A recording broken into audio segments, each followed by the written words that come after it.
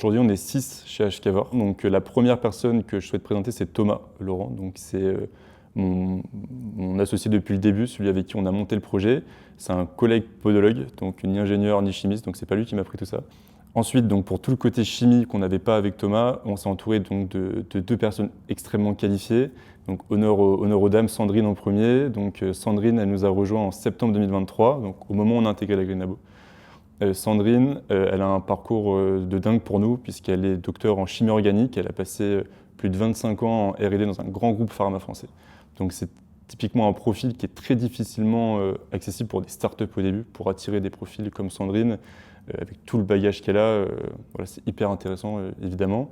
En mars 2023, je me souviendrai toujours, j'étais au cabinet, donc place du Martroi Orléans, pour ceux qui connaissent, et je reçois un appel tunisien, donc de Béchir. Donc Béchir, il est docteur en protéomique, il était professeur d'université à Monastir en chimie. Donc pareil, gros bagage.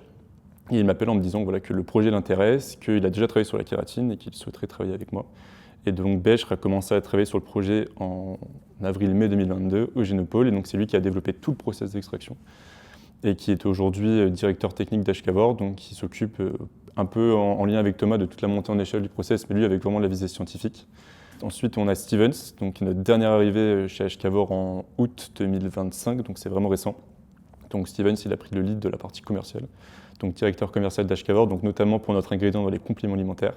Et la dernière personne, j'ai oublié personne, la dernière personne c'est Elisa, qui n'est pas à plein temps, c'est notre responsable de communication. Nous on fait du B2B, donc on n'a pas une com extrêmement développée encore, c'est surtout du LinkedIn. Et donc elle nous apporte sa touche pour les posts LinkedIn, pour le site internet, c'est elle qui l'a développé également.